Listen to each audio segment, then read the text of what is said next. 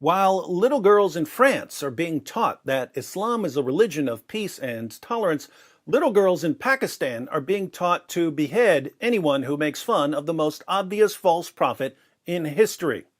Ex-Muslims of North America shared a video of a Muslim girls' school in Pakistan where Muslim girls are learning how to respond to criticism the Islamic way. Let's check it out.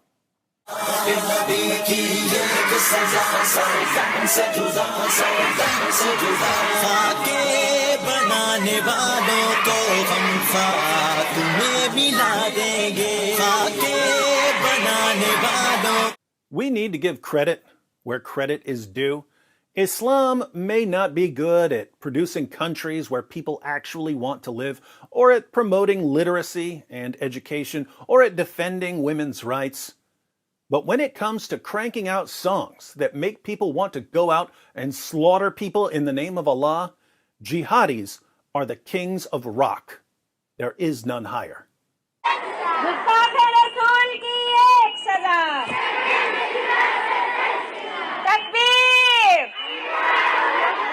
Their lips are saying decapitate, decapitate, but their hearts are saying love, love. ए अबू लहब के पैरोकारों, तुम खाके और cartoon क्यों बनाते हो? आओ मर्दों की तरह मैदान में उतरो, फिर देखो कि आका इनामदार के गुलाम कैसे होते हैं. They call anyone who defends cartoons of Muhammad followers of Abu Lahab. Abu Lahab was one of Muhammad's uncles and one of his biggest critics. He knew that Muhammad was an impostor and a false prophet.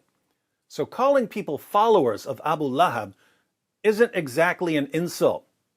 It's strange, though, that they tell French leaders to come and face them like men. Do they really think that Emmanuel Macron is going to assemble an army and attack a girls' school in Pakistan?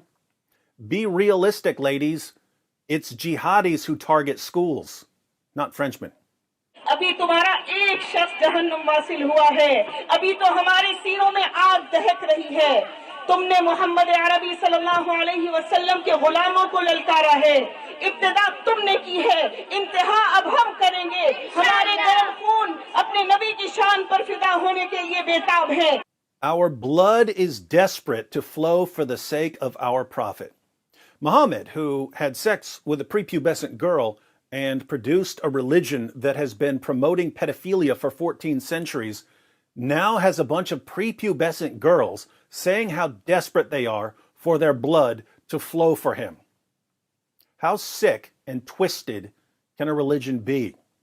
हम हर बात बर्दाश्त कर लेते हैं, मगर हमारे नबी पर बात आना हमारे लिए जिंदगी या मौत का मामला बन जाता है.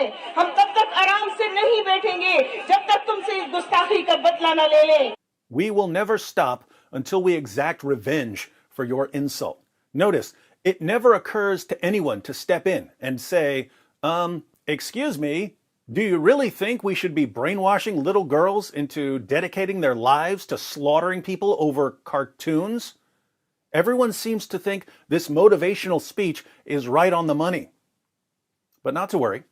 If we keep telling ourselves that the only problem with Islam is a tiny minority of extremists, maybe we can avoid some of the violence until all the children who are being raised as jihadis grow up and slaughter our children and grandchildren in the name of Allah.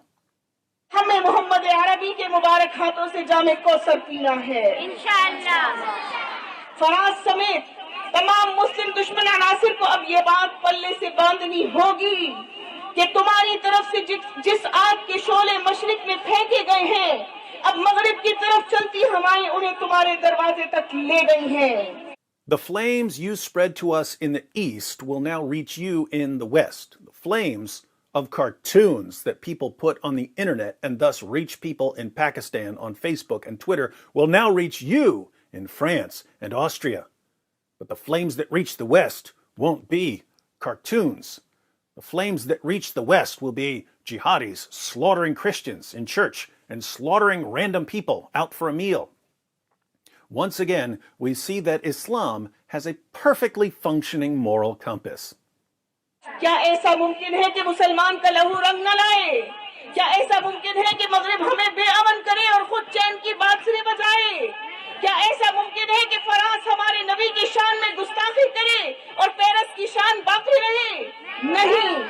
She's talking about Muslim girls shedding their blood to avenge cartoons.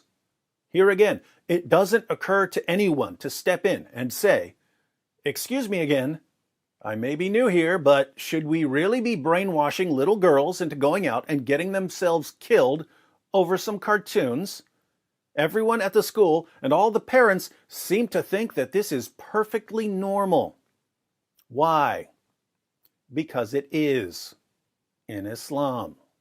दुनिया में ऐसा कहीं नहीं होता जो तुम बोओगे वही काटोगे जीने दोगे तो जियोगे तुम्हारा सुकून हमारे अमन के साथ मशरूत है Your peace is tied to ours.